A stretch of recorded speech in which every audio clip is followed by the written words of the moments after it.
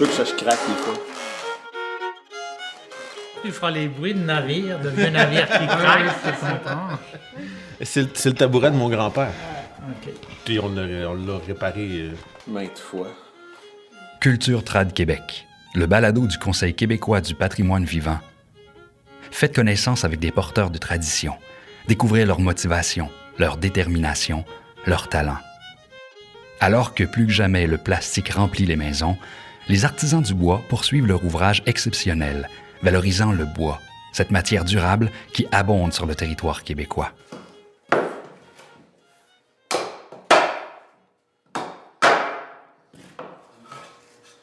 Tout ce qu'on fait majoritairement, Ouais, l'assemblage tenon-mortaise à profil contre profil, complet. Ouais. Défoncé ou non, Super beau. chevillé. Ouais. Tu sais, on cheville carré, Ouais. rond, des fois octogone. Mon grand-père cheville octogone. OK. Pourquoi? Il aime ça, je pense. Ah. Nous, on fait pas beaucoup de tenon mortaise, on fait de la queue d'aronde. Ah, OK, ça, j'en fais pas. Parce que la queue d'aronde, c'est comme, pour sortir ça de là, bonne chance.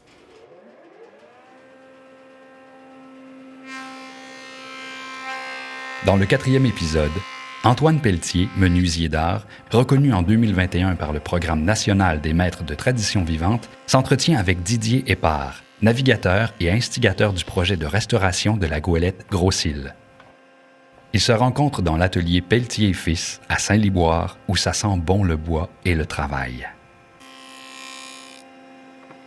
Je m'appelle Antoine Pelletier, je suis menuisier architecture et patrimoine. Je suis artisan professionnel du Conseil des métiers d'art du Québec. Moi, je suis la 4e génération d'ébénistes chez nous, ébénistes menuisiers. J'ai majoritairement appris de mon grand-père au début et de mon père par la suite. Ça fait maintenant plus de 25 ans que je suis à temps plein dans l'atelier. On fait en maison ancienne de la reproduction et de la création. Occasionnellement de la restauration de portes, fenêtres et boiseries. Boiserie, on s'entend, on a boiserie intérieure, boiserie extérieure, balcon, ornementation aussi en décoration extérieure. Du très simple au très ouvré. On fait un patrimoine que j'appelle un patrimoine du quotidien, c'est-à-dire dans lequel les gens vivent et les gens l'utilisent. Notre atelier est à Saint-Liboire depuis maintenant une quinzaine d'années. Je travaille maintenant avec mon fils depuis maintenant 4 ans. Alors qu'Antoine Pelletier s'inscrit dans une lignée familiale d'artisans du bois, Didier Épard, un Québécois d'origine suisse, s'est plongé dans la charpenterie navale pour un projet spécifique. Et quel projet! En 1992, pour 30 000 $, il acquiert la dernière goélette du Saint-Laurent. La restauration du bateau à coque de bois, construit en 1951, s'est échelonnée sur 20 ans. C'est en 2015 que la goélette Gros-Île touche l'eau à l'occasion des fêtes de la Nouvelle-France. Didier Épard a rencontré plusieurs défis au fil de l'aventure. Forcément, le projet de la Gros-Île, ça nécessitait d'avoir une connaissance du bois que j'avais pas du tout. OK? Modérément, je savais quand même que ça brûlait, puis des choses comme ça, mais j'ai dû prendre un cours accéléré, c'est-à-dire... Donc, j'étais sur les bateaux depuis assez longtemps. Je me suis occupé de réinsertion sociale sur des 2 mâts, des goélettes ou des ketchs ou en mer. Et puis, quand le projet en question est fini, je me suis acheté la dernière goélette qui restait en service, même pas en service, qui flottait, mettons.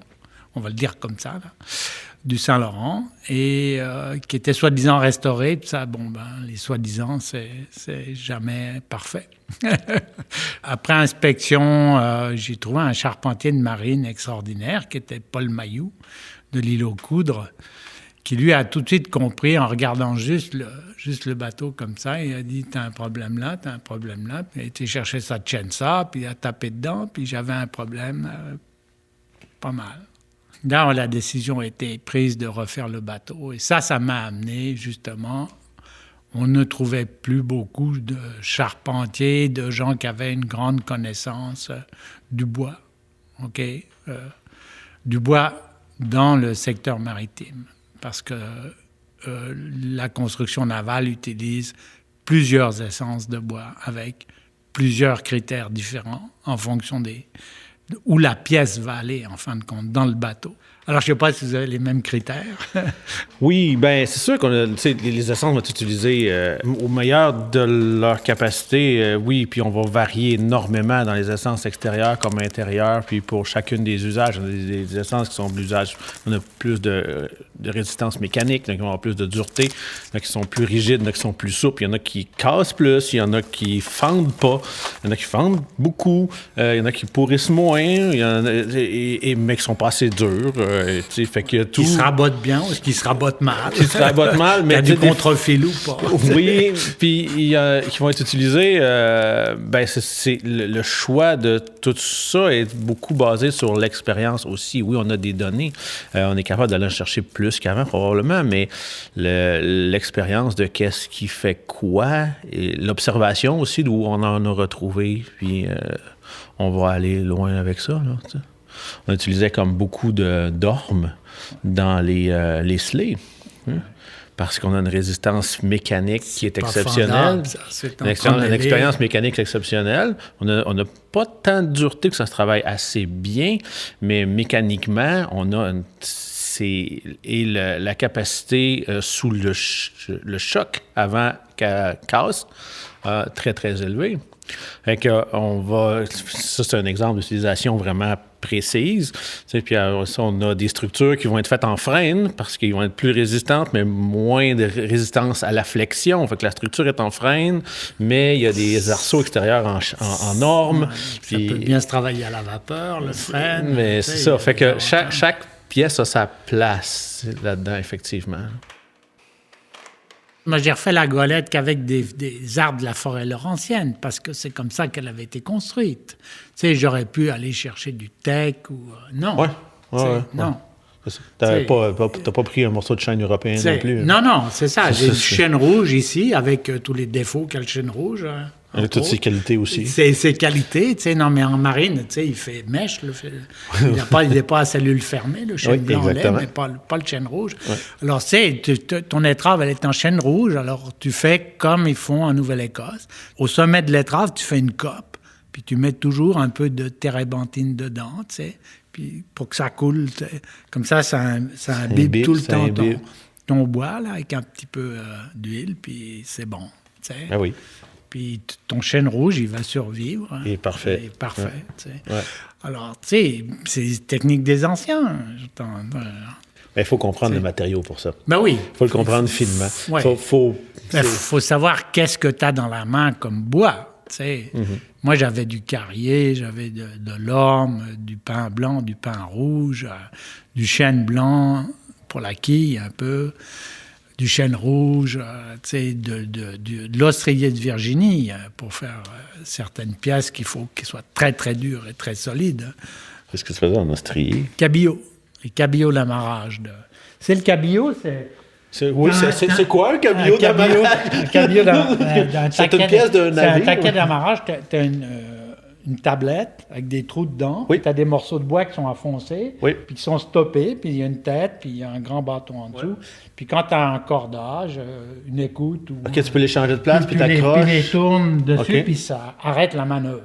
Okay? Oui. Donc, ça te permet de bloquer la voile en haut. Tu sais. Okay. Mais ça, là, c'est un fusible, en réalité. Là. Ça peut casser, ça, sous la pression. Donc, tu le veux dur, tu sais. Si tu le fais en ostrier, tu vas l'avoir, là. Il est dur. T'as le maximum. T'as le meilleur que tu peux trouver ici, OK? Vraiment. Alors, c'est des usages comme les ormes. Je faisais les capes de mouton, qui sont donc les boules en bois dans lesquelles les cordages passent pour tendre les haubans. Un orme, c'est extraordinaire, parce que c'est une boule en bois que tu mets un morceau de fer autour pour la brider, puis tu as 3 trous dedans, puis tu tires, puis ça met toute la compression sur le mât. Il ne faut pas que ça éclate, ça. Mais l'orme, c'est pas possible à faire éclater de l'orme. Essaye de fendre une bouche d'orme, tu vas venir fou. Tu sais. Alors, c'est correct. C'est vraiment le bon bois pour faire ça. Hein. Les Européens prenaient de l'acacia, mais nous, on prenait de l'orme. Il n'y a pas de problème avec ça. Ça dépend des ormes encore. Hein? Parce qu'il y a des ormes rouges ou l'orme blanc. Oui, mais il y a des ormes qui ont des peuplements qui sont qui n'ont assez dedans, qui finissent par faire des fûts longs et droits, puis qui n'ont pas de fibres dressées. Pas de fibres dressées. Mais il y a des ormes de champ qui sont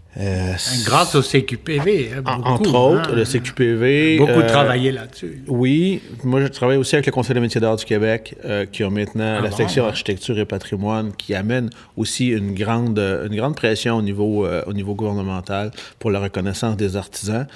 Puis ça commence à faire la différence dans l'approche, dans la conception qu'on a d'un artisan aussi. T'sais, on n'est pas juste une petite partie du patrimoine, on n'est pas juste laissé pour compte là-dedans. Il y a quelques années, le patrimoine, ça faisait des belles conférences de presse. Et c'est tout.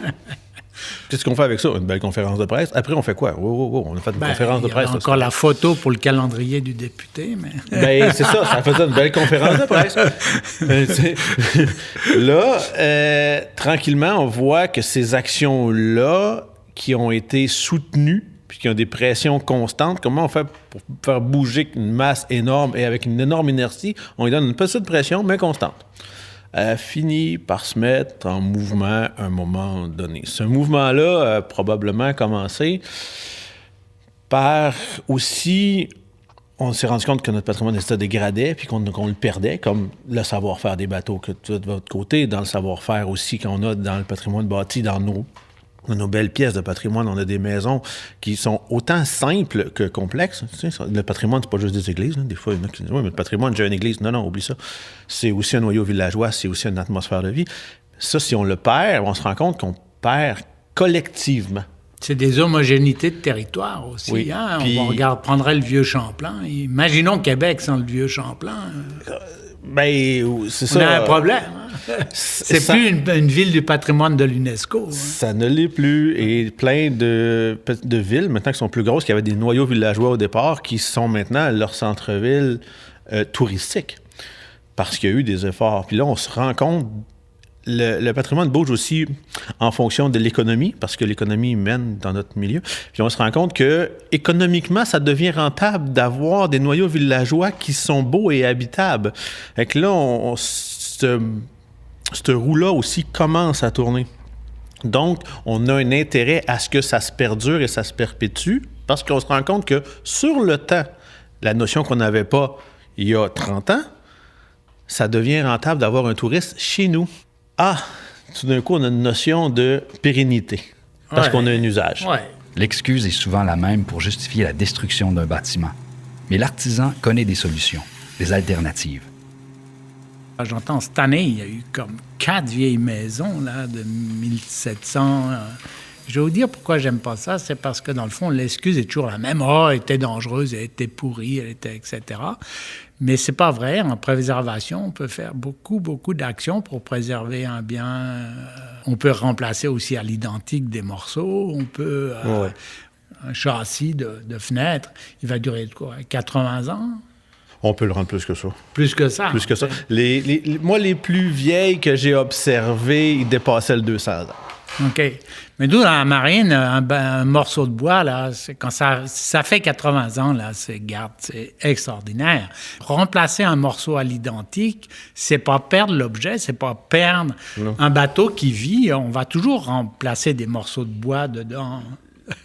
Oui, si on le refait avec la même essence, de la même façon, et qu'on le repose, mais c'est sûr, si on fait un lamelé collé à la place d'une pièce massive, on a un problème, mais à partir du moment qu'on va rechoisir...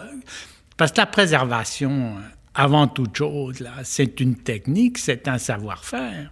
Oui. L'objet est intéressant par lui-même, parce que c'est un artefact, mais le savoir, le passage du savoir... ça se fait avec des mains, là.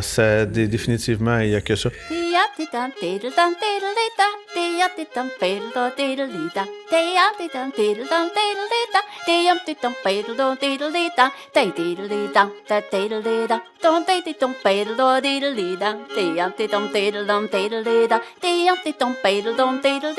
Je veux juste revenir sur, sur le fait de la conservation du patrimoine, puisqu'on a eu plusieurs maisons qui ont été détruites. C'est vrai. Maintenant, il y a eu une prise de conscience au niveau gouvernemental là-dessus, puis il y a eu un arrêt ministériel qui a été fait ce printemps 2021 pour que les permis de démolition passent sur les bâtiments qui ont été répertoriés à l'inventaire patrimonial, les permis de démolition passent absolument par une approbation ministérielle. Fait que c'est plus les municipalités, c'est plus les MRC. Fait que c'est pour ça qu'il y en a eu beaucoup moins depuis quelques mois. Oui, OK. Okay. Mais je sais, je dis la pas... protection du patrimoine, du territoire agricole, c'était la même chose. Exactement. Puis regardez tout ce qu'on a perdu. Oui, je suis d'accord. Fait qu'on est quand même en chemin vers quelque chose de mieux. Il y a eu des années franchement noires. Cette prise de conscience-là, elle se fait sur le temps aussi. Il y a quelques années, tout ce qui était ancien ne valait rien. Ça a été fait avant, là, c'est pas bon, scrape-moi ça, on va te bâtir une belle maison neuve là-dessus avec du PVC. Ça va coûter moins cher que la rénovation? Ouais, c'est ça va coûter moins cher. Bon, en tout cas, notre pays est jeune. Ça nous amène la fougue de la jeunesse aussi, je pense. Puis on a nié aussi notre passé avec ça, puis ça nous a amené à être très innovateurs dans plusieurs domaines. Grand bien nous en fasse, mais ça a aussi apporté son lot de négation du passé, de ce qui vient avant nous n'est pas bon et scrapons-le parce qu'on va vers l'avant. Là, on se rend compte que c'est pas nécessairement le cas, puis que bien comprendre notre passé nous appuie sur l'avenir aussi. Tandis qu'on arrive avec d'autres pays qui ont des traditions millénaires. Si on parle de l'Europe, tu dis ils ont un musée maritime, ils conservent des bateaux, mais ils ont aussi une histoire maritime millénaire. Ça amène une autre perspective sur le temps que nous, on n'a pas. On commence à le percevoir en regardant d'autres pays comme ça qui ont dit, ben oui, regarde, ils ont fait des bateaux en 1200, c'est d'autres choses, là, tu sais. Fait que oui, ils en ont plus, ils ont plus de population, ils ont plus de ces choses-là aussi. Ça amène une perception différente et tranquillement, ça percole aussi jusqu'à nous autres, là. Puis on se rend compte que ce qu'on a, ça a été, on se l'est approprié, puis on l'a fait pas comme eux autres, parce qu'on n'avait pas les mêmes matériaux, pas les mêmes techniques, on n'avait pas les mêmes conditions météorologiques, on n'avait pas... C'était pas pareil. Il fallait adapter au milieu. Complètement. Puis moi, je le vois en maison, on a des techniques de fenestration qu'on n'a pas en Europe. On isole, nous autres. On se fait des châssis doubles, on se fait des façons de faire des fenêtres qui avaient 2 systèmes de fonctionnement dans une. C'est parfaitement unique à notre milieu. J'ai des fenêtres à volet et à guillotine dans la même unité. C'est quoi ça? Ça se voit ici. C'est une... Vraiment, c'est... Façon de faire. C'est une façon l'adaptation de faire au milieu. Une adaptation au milieu. Ce qu'on appelle l'évolution. Exactement. Oui. Fait que c'est ça. Mais ça, c'est intéressant de le conserver. Mais on commence à en prendre conscience. Mais je pense sincèrement que ça s'améliore. Oui. Ouais, moi, je vois ton optimisme, je le salue. Mes confrères disent que je suis pessimiste, c'est pas pire. Hein?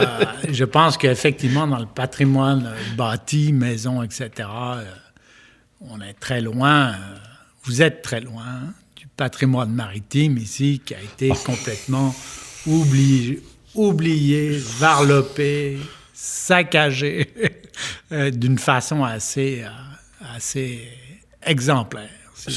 Probablement. Il y a probablement le fait qu'on n'est plus en relation avec non plus. On est très peu en relation avec nos cours d'eau, là. Avant, c'était nos voies d'accès, c'était nos routes principales, c'était l'accès au cœur des villages, c'était le transport. Raison de plus pour préserver l'histoire de ça. Le Canada ne se serait jamais développé sans les bateaux. Absolument pas. C'est une impasse du canot d'écorce, OK, qui a permis d'aller... de faire tout le territoire, qui a permis de conquérir quand même pour la France un territoire absolument gigantesque dont ils n'ont jamais eu conscience de la grandeur et de la valeur. Qui sont arrivés en Louisiane. Qui a permis aussi de développer des techniques de navigation propres aux grands fleuves ici, avec les perrogiers, puis certaines embarcations qu'on retrouve en Caroline du Sud, mais qui ont été développées par les Canadiens français.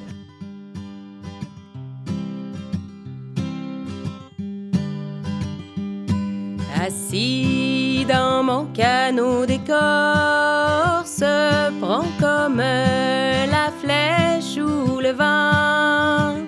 Seul je brave de toutes mes forces le rapide du Saint-Laurent. Seul je brave de toutes mes forces le rapide du Saint-Laurent.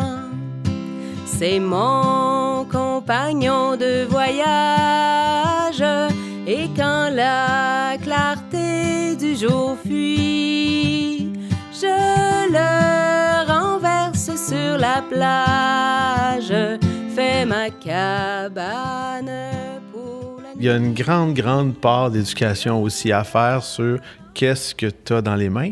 Parce qu'il y a beaucoup de mes clients qui ne comprennent pas où est-ce qu'ils sont avec ça. Ils n'ont aucune idée de ce que ça représente, d'où ça s'inscrit dans une trame du temps, puis c'est quoi la valeur. Même la petite maison de l'ouvrier dans un village qui est très typique, puis qui date de 1890, puis que lui, c'était l'ouvrier au champ, puis que sa maison, c'est un 3,5. Mais non, elle ne vaut pas rien. Elle est significative de son époque, de la personne qui l'a habité, de comment ça se passait, puis elle est importante dans notre patrimoine bâti. Mais cette trame complète-là, la conscientisation de ça, on n'est pas là. On vit là-dedans au quotidien. Moi, toi, d'autres, c'est correct. Mais fondamentalement, c'est assez en silo. Oui, mais c'est ce qu'on appelle l'instruction. Oui. À quelque part, l'école doit aussi passer ce genre de message-là. Comprendre, quand on en fait l'acquisition aussi, pourquoi, comment, qu'est-ce qu'on va faire avec ça. Tu sais, je veux dire, si tu comprends pas c'est quoi, achète d'autres choses. Oui, mais tu dois aussi avoir de la difficulté, des fois, avec tes clients, de dire moi, ce châssis-là, je le referai pas comme ça, je le referai comme ça, parce que d'origine, tu es comme ça dans ta maison. Tu peux aller acheter une porte chez Rona si tu veux. Même quand le client est conscientisé, on a quand même des discussions qui s'orientent autour des produits parce que, comme mon ami me fait signe de monétaire, le point de vue monétaire est là parce que c'est sûr qu'on s'inscrit dans la continuité, on s'inscrit dans des objets qui sont de l'immobilier, pas du mobilier. On fait pas du jetable, on fait des objets en bois qui peuvent durer des centaines d'années. Si je fais une porte pour 100 ans, si tu regardes le coût de l'investissement sur 10 ans, tu n'es pas rentable. Tu ne l'es pas. Tu ne l'es juste pas. Si tu regardes le coût sur le temps qu'elle va durer, l'utilisation, bien là, elle l'est 3 fois plus qu'une porte d'acier. 3 fois. Puis elle est beaucoup plus belle, elle va être plus fonctionnelle, elle va aller mieux. C'est juste des positifs, puis en plus, ça va être... Mais si c'est sur le temps, si c'est sur 10 ans d'usage, ça ne fonctionne pas. On a arrêté de vendre les qualités du bois. Hein? À un moment donné, là, le bois, là, c'était juste bon à brûler. Alors absolument. Que le bois, c'est un matériau extraordinaire. Oui. Comme on est dans l'écologie, c'est un puits de carbone. Tout bois que tu transformes et que tu gardes, c'est comme si tu gardes une partie de la forêt. Oui, puis t'entreposes du carbone. T'entreposes du carbone. C'est fondamentalement, c'est ça. Je fais partie de ces gens amoureux du bois. Je m'appelle Christian Michaud. En plus d'être le narrateur de l'épisode de ce balado et comédien, je suis sculpteur sur bois. La beauté du grain, l'odeur, la noblesse et la force du bois m'inspirent des créations. Actuellement, comparé à plusieurs autres matériaux, l'utilisation du bois demeure un choix écologique, parce que c'est un matériau renouvelable, de proximité, qui peut se régénérer.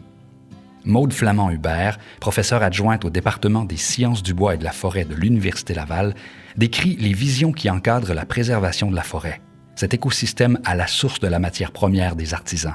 La question du développement durable, comme on la nomme aujourd'hui, c'est une chose, mais en fait, cette préoccupation-là, elle existe depuis longtemps. Donc, déjà au 19e siècle, ce qu'on nommait le mouvement conservationniste avait pratiquement les mêmes préoccupations. On s'inquiète en fait de la pérennité des forêts, donc on s'inquiète des approvisionnements pour l'industrie. À l'époque, c'était le sciage et le début des pâtes et papiers.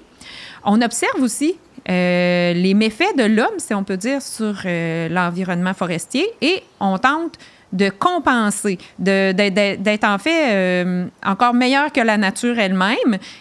Donc, cette idée-là, elle est quand même assez ancienne.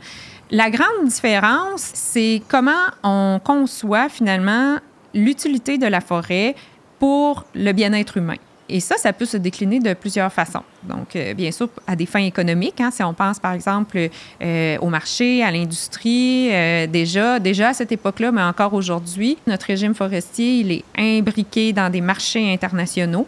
Donc, bien sûr, quand on pense finalement à l'économie, bien, on va avoir une certaine approche hein, du milieu forestier, puis on va vouloir réfléchir l'aménagement en termes de productivité, mais tout ça, pour beaucoup de gens, ça a une finalité qui est le bien-être humain, d'assurer une qualité de vie, un certain niveau de vie, des qualités d'emploi aux travailleurs de la forêt. Avec le temps, c'est sûr que ça a évolué. Donc, c'est vraiment dans le développement durable aujourd'hui, c'est de marier deux visions qui peuvent être opposées, mais qu'on cherche davantage à réunir entre justement une conservation qui serait statique, donc on protège, on touche pas, là.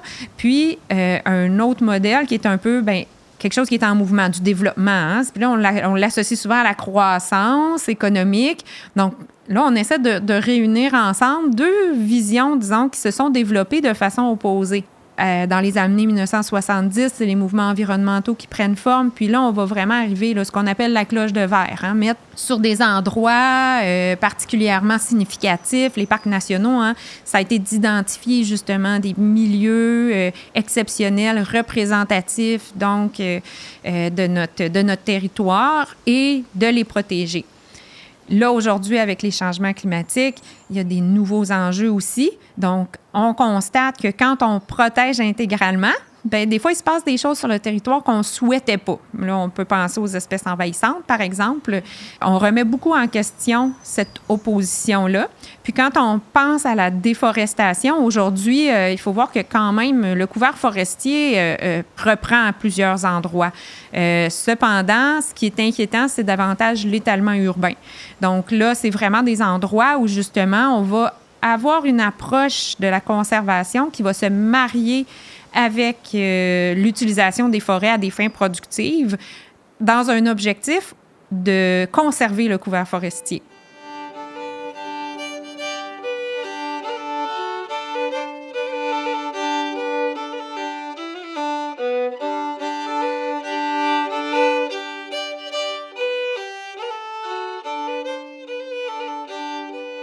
Cette image d'une forêt intouchée, vierge, c'est un mythe en quelque sorte, parce que partout sur la planète, il y a des humains et les humains interagissent à différents degrés en ayant une empreinte ensuite plus ou moins forte, mais dans tous les cas, il y en a et ça depuis la préhistoire.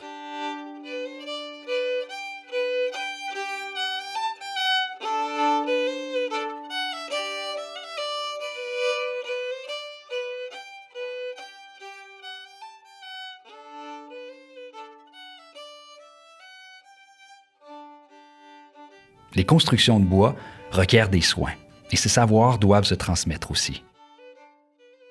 On a perdu le fait de l'entretien aussi, beaucoup.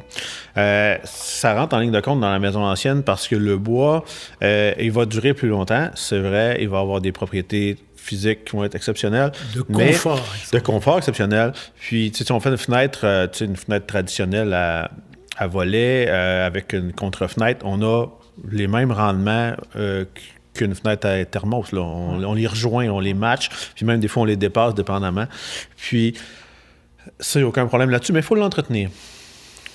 Il faut qu'aux 4 à 5 ans, tu lui touches, puis que tu ailles la voir ou que tu engages quelqu'un qui va le faire.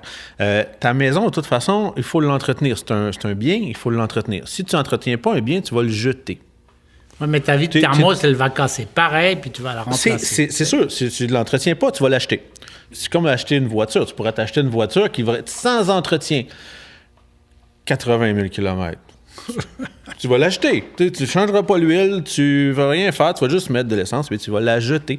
Si tu veux acheter une maison sans l'entretenir, bien c'est ça, tu vas avoir des fenêtres de PVC, tu vas avoir de la brique, et il n'y a pas d'entretien, mais dans 20 ans, toutes tes fenêtres vont être finies, ton toit est fini. Tu sais que tu vas faire un gros tas de déchets, puis on va recommencer avec du sans-entretien encore.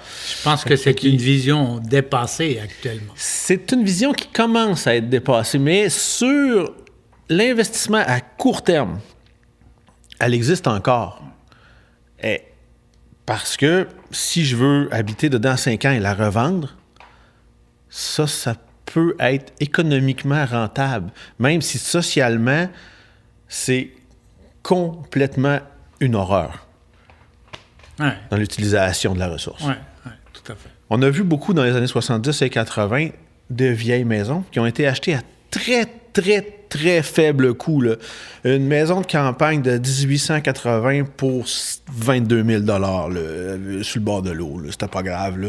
Regarde, la vieille maison, je vais te la vendre pas cher. Là. On est dans l'esprit du bungalow, puis on est dans l'esprit du nouveau, que ça, c'est bon. Fait que les vieilles maisons se liquidaient. Fait que là, quelqu'un qui achète une vieille maison comme ça, qui a été liquidée, il n'y a pas beaucoup de sous, il fait un peu ce qu'il peut avec ça. Ça donne souvent des affaires assez ordinaires, assez moyennes. Tu sais. Puis s'il prend ses fenêtres à un moment donné puis il dit je suis plus capable, elles sont plus bonnes, je sais pas le prix, je peux pas les mettre en bois, je vais les mettre en PVC. Là, tu dis c'est un mauvais choix, économiquement, ça n'a pas de bon sens. Il dit ouais, mais j'en ai pas de sous. Je vais mettre des fenêtres en PVC, mais je vais habiller mes enfants, je vais les nourrir, puis ils vont aller à l'école. Je suis d'accord. Lorsqu'on parle de rénovation, arrive rapidement la question d'argent. As-tu beaucoup d'aide pour les particuliers, toi? Depuis notre, je dirais, une prise de conscience récente gouvernementale qui est arrivée avec le rapport dévastateur de la réfrigératrice générale il y a 1 an à peu près, on a eu une prise de conscience gouvernementale suite à ça qui a amené des changements au niveau de la réglementation et au niveau aussi du support aux propriétaires de maisons anciennes au Québec. C'est-à-dire les maisons qui sont nommées dans les inventaires patrimoniaux, qui sont faits par les municipalités et les MRC. Parce que la responsabilité de la protection... C'est la loi 82. La responsabilité de la protection a été pelletée dans les municipalités. Les municipalités trop petites pour pouvoir l'appliquer, l'appliquaient tout simplement pas. Mais n'avaient même pas de personnel qui comprenait. Aucune. C'est pour ça que les MRC ont pris le relais dernièrement. Suite à ça, au printemps passé, il y a une enveloppe budgétaire qui est allée directement aux municipalités, qui devaient s'inscrire pour avoir des subventions aux résidents, aux propriétaires de maisons situées à l'inventaire patrimonial qui pouvaient aller assez élevés.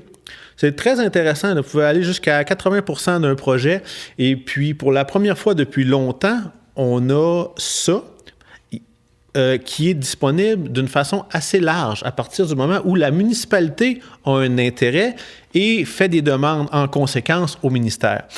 Puis les municipalités trop petites, justement, s'appuient sur des MRC. Fait que dans la MRC, ici, des Mascoutins, parce que je fais partie aussi du Conseil consultatif en patrimoine de la MRC des Mascoutins, puis avec les différents petits villages autour aussi, qui vont avoir accès, des fois, à des petites hauteurs, comme à Saint-Liboire ici, c'est pas très élevé. À Saint-Simon non plus, c'est pas très élevé, des petits villages autour.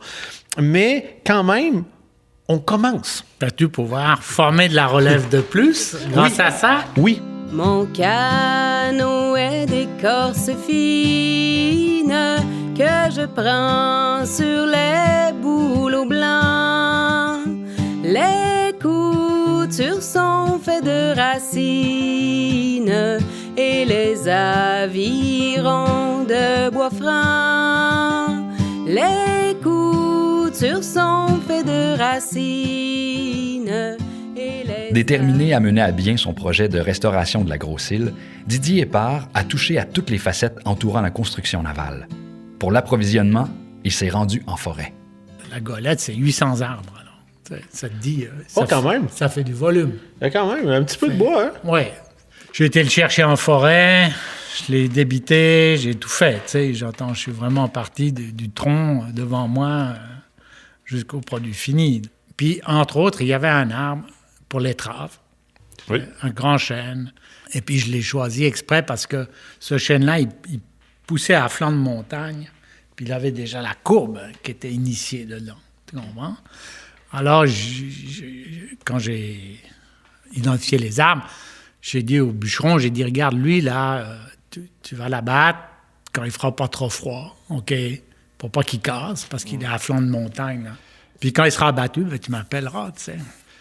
Puis là, il m'appelle, puis il dit, il a battu ton chêne, tu peux venir le chercher. Puis il dit, je t'ai fait ça comme il faut, je t'ai coupé le bout croche. Tu dis, ouais, mais attends, là, je voulais le bout croche. Même au bûcheron, tu sais, faut que la compréhension d'où est-ce que ça va soit là, au complet. Au complet. J'étais allé en forêt choisir mes fûts aussi, puis mon bois avec mon grand-père et avec mon père pour le faire scier pour nos besoins. Maintenant, on ne travaille plus comme ça, ou rarement. Là. Puis nous autres, pour le travailler à ce moment-là, quand on le prenait, on faisait sécher nous-mêmes. C'est sûr qu'il fallait avoir quand même un assez gros volume en séchage, parce que si on utilise... c'est de l'entreposage. Oui, si on utilise 10 000 pieds de bois par année, en tout cas, une certaine quantité, ça veut dire qu'il m'en faut 3 ans d'avance dehors. T'sais. C'est-à-dire qu'il me faut une relativement belle cour à bois pour en avoir, parce que j'en ai pour 2 ans que j'y toucherai juste pas. Je le regarde, là. Ouais. Puis j'échange de place, puis je tourne le gazon autour pour laisser bien aérer. Puis après ça, je vais le rentrer 1 mois d'avance dans l'atelier avant de le travailler pour que ça acclimate. Puis je vais le descendre dans l'atelier à peu près jusqu'à 8. Puis là, je vais bien le travailler. On a de la difficulté d'approvisionnement pour de la qualité en bois local. Puis c'est beaucoup de temps consacré aussi à faire ça, tu sais, aller chercher nos bio, aller choisir. Ça prend de l'espace extérieur. Fait que tout ce temps-là, à un moment donné, le temps, ça a une durée définie. Oui, puis aussi... il y a aussi la bad luck, là, tu sais. T'as un très bel arbre, tu le coupes, puis il est creux. Oui, fait que... Là, tu le payes, il est par terre, là, tu sais. Fait que ça, jumelé à... On est... Aujourd'hui, la clientèle nous demande un produit qui est beaucoup plus soigné que ce qui était à l'origine. Vraiment, on est ailleurs. Si j'ai de la sève qui sort d'une fenêtre, mon client, il ne comprend pas ce qui se passe, puis il trouve que c'est un défaut. La sève, fondamentalement, elle va empêcher sa fenêtre de pourrir. S'il en sort, c'est pas grave. Gratte-la, nettoie-la, ça va être beau. Ouais. Ça veut dire qu'elle pourrira pas. Le bois qui est séché à l'air, il va en garder beaucoup plus à l'intérieur. Le bois qui est séché au séchoir, elle va être tirée beaucoup avec l'eau sur la partie extérieure du bois. Puis quand je vais le travailler, je vais l'enlever. Il y a beaucoup moins de résine résiduelle. Ça fait un produit qui est esthétiquement plus beau. Mais mécaniquement, moins bon. Oui, mais toi, l'industrie, elle arrive encore à t'approvisionner. Oui. Comme il faut. Oui. Tandis que dans les bateaux, à part pour des chaloupes, là, oui. Pour un grand bateau comme la Grosse-Île, l'industrie ne t'approvisionne pas. Ouais. Mon plus petit bordé, selon les standards de la LOIS qui surveille la construction, c'est 16 pieds. Ouais. On fait que du 16 pieds. Moi, c'est le plus petit que j'ai droit. Donc, si j'ai que du 16 pieds, ça ne va pas parce qu'ils vont tous être la même dimension. Ouais, alors, il faut que j'ai du 16, du 20, du 30, alors, je dois m'approvisionner en planches épaisses, il me faut 2 pouces finis. Donc, puis après ça, il me faut toutes les longueurs pour les matcher. Après, quand je descends, ou plutôt quand je monte mon bordé, comme ça, là, si toutes les craques sont au même endroit, là, ça marche pas. C'est le coup du papier de toilette, c'est là qu'il va déchirer. Tu comprends? Non, avec la qualité du bois, les nœuds, il y a des endroits où c'est interdit de nœuds, ou ce qu'ils appellent une griffe de chat, c'est à peine. Quand c'est structurel comme une membrure que tu veux ployer, si tu mets des nœuds là-dedans, ça se passera mal. Ça marchera pas. Ça va se passer mal. Il va arriver quelque chose. Alors, tu sais, après, nous, on les fait... On est un peu stupide, on les fait sécher, puis après, on les fout à la vapeur, on les repose en place. Il y a le travail du bois. Avant, là, ils prenaient les arbres, ils les abattaient, ils descendaient les fûts, par la drave, le plus souvent. Ils les mettaient dans une embouchure de rivière à la mer, parce que là, l'eau est saumâtre. Et quand l'eau saumâtre, avantage du sel, pas de pourriture. Avantage, pas assez de sel, pas de vers marin dedans, pas de taré. Donc, là, ils laissaient 1 an, comme ça, se dégorger. Après, ils les montaient sur le terrain. Ils les laissaient sécher. Il les prédébitait, par exemple, si vous voulez, des bimes de 10 pouces par 10 pouces, il les prédébitait, il les remettait sécher. Ouais. En ce siècle de l'industrie, il ne faut pas manquer ce spectacle qui nous reporte au bon vieux temps, alors que nos aïeux devaient tout faire avec la hache et la scie.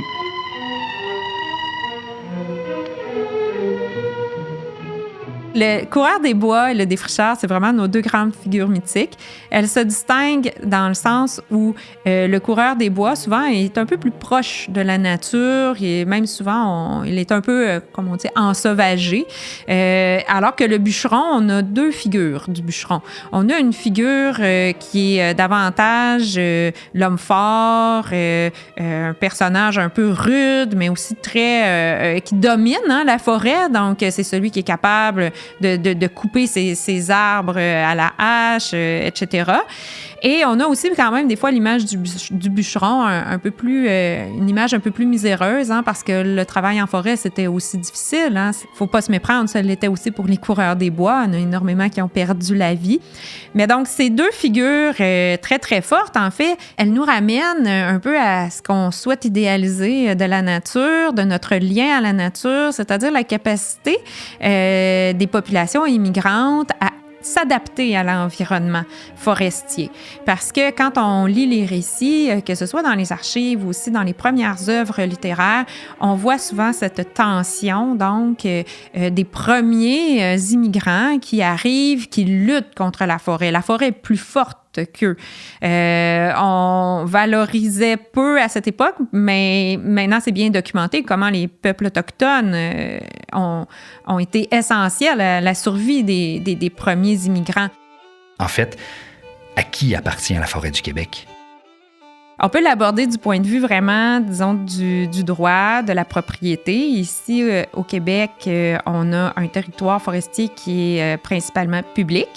Il faut distinguer, en fait, la propriété des formes de gestion. Ce grand territoire public, soit vraiment ce qu'on appelle souvent les forêts publiques ou encore même ce qu'on nomme des fois les terres de la couronne, c'est accessible à tout le monde, mais bien sûr, il y a aussi des contrats. Donc, l'État qui gère ce territoire-là va signer des contrats avec des industriels pour l'exploitation de la matière ligneuse.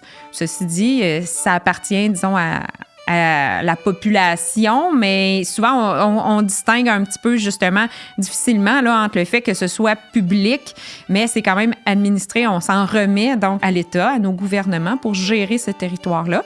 Et donc, lui aussi va, en représentant de la population, donc contracter des ententes. Et ensuite, comme État et comme population, on est en quelque sorte liés par ces ententes-là.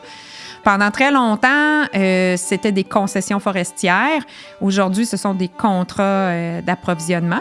Bon, ça fait qu'on a aussi cette conception d'un territoire public, mais qui est surtout occupé, utilisé, disons, à des fins industrielles.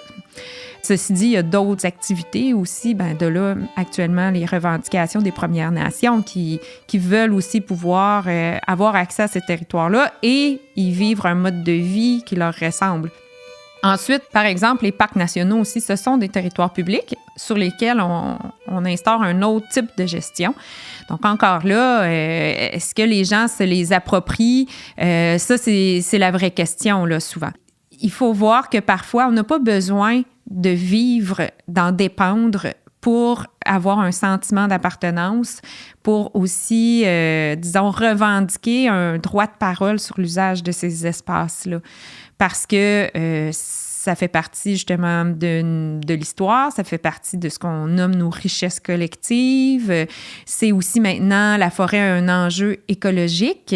Donc, les gens se sentent concernés, interpellés, parce que même s'ils n'ont pas un accès quotidien, un mode de vie, une dépendance économique, par exemple, eh bien, ils se sentent concernés par l'enjeu de l'utilisation des forêts. Sur le rapide, je le lance parmi les écumes et les bouillons. Si vite il bondit, il s'avance, il ne reste pas d'océan. Si vite il bondit, il s'avance, il ne reste pas d'océan. De sur son ombre et son image, quand il m'apparaît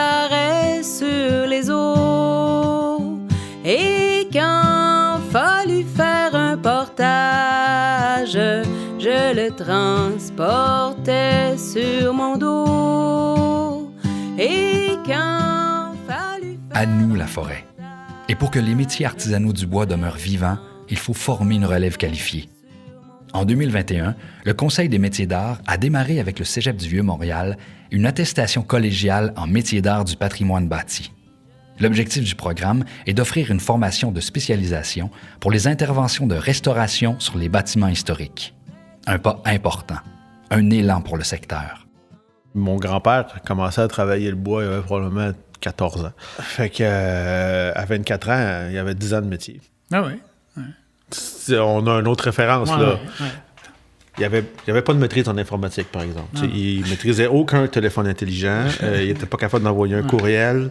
Il lavait pas son linge non plus. C'était ma grand-mère qui faisait ça. Il savait pas comment ça marchait. Fait qu'il y avait vraiment une spécificité. C'est ça qu'il faisait. C'est ça qu'il maîtrisait. C'est intéressant de comprendre comment ça se développait aussi, cet apprentissage-là, par compagnonnage. Parce qu'on a toujours une dizaine d'employés au bateau, à peu près, là, pendant la restauration de la golette. Alors, là-dedans, il te faut aussi des maîtres charpentiers, parce que pour 4 gars, il t'en faut un qui sache vraiment ce qu'il fait, parce que moi, j'ai déjà eu une fois, sur un programme du gouvernement fédéral, tu sais, je sais pas, t'es là 2 jours, puis il y avait 10 000 $ de dégâts quand je suis arrivé. Tu sais, parce que les gars, ils avaient planté des clous n'importe comment, sans faire des bons pré-trous. Ils avaient fendu des membres en chaîne. Là, tu te dis, attends... OK. On ne touche plus à rien. on arrête ça là. On pose des outils. Ouais. C'est beau. Là, j'ai été voir les gens qui étaient en place, là. Tu sais, je dis, qu'est-ce qui s'est passé, tu sais? Il n'avait pas montré, il a juste donné une boîte de gros clous, puis dit... Clou? Toi, tu parlais de 1 pour 4, ça t'en avait. Moi, dans l'atelier, ici, on parle de 1 pour 1. Un apprenti avec les menuisiers. Ouais. Plus que 1, il faut vraiment, vraiment maîtriser son domaine. Là. Je peux en prendre 2, là, mais ça demande. Et la reconnaissance des artisans par des institutions en patrimoine a un impact positif dans le quotidien de l'artisan.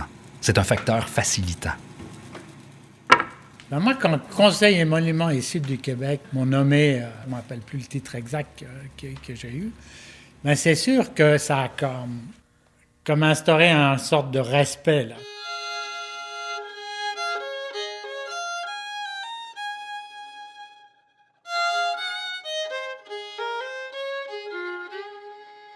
Ça amène cette reconnaissance-là et le respect de ses pairs et le respect aussi du milieu. Mais ça, moi, ça a fait une différence. Je l'ai vraiment vu. Là. J'ai des architectes qu'il fallait que je dise oui, mais je suis compétent. Tu sais. Dans les bureaux d'arrondissement aussi à Montréal, il y a eu vraiment. Tu sais, il y a eu des choses qui sont passées, puis en fait, je l'ai fait comme ah, OK. Là, j'ai pas besoin de débattre de ma compétence avant qu'on m'écoute. Oui, parce que tu as un organisme qui t'a reconnu. C'est ça. Puis je suis appuyé par des reconnaissances. C'est l'œuf ou la poule, là. Fait que ça, tout à coup, tu te dis ah bon, ben OK, on s'en va vers quelque chose, là. C'est bon, tu sais. J'ai un contracteur qui a dit ben oui, mais nous autres, on le savait. Oui. Le balado Culture Trad Québec est une production du Conseil québécois du patrimoine vivant. Producteur exécutif Antoine Gauthier, réalisation Claire Dumoulin, prise de son Guillaume Côté, montage Claire Dumoulin, post-production Tram, aide à la recherche équipe du CQPV. Merci aux invités Antoine Pelletier, menuisier d'art et maître de tradition vivante, Didier Épard, navigateur et passionné du patrimoine maritime québécois. Merci à Maude Flamand-Hubert, historienne de la forêt et professeure adjointe à l'Université Laval pour sa participation. Musique par Liette Remont, maître de tradition vivante, avec la pièce La Ratatouille, un air traditionnel appris de sa famille et une turlute de sa grand-mère, La pêche au squid. Chanson par Mia Lacroix avec Isabelle Payette à la guitare, avec Mon canot d'écorce, un air traditionnel dans une version recueillie aux archives de l'Université Laval. Ce projet est réalisé grâce au soutien financier du gouvernement du Québec.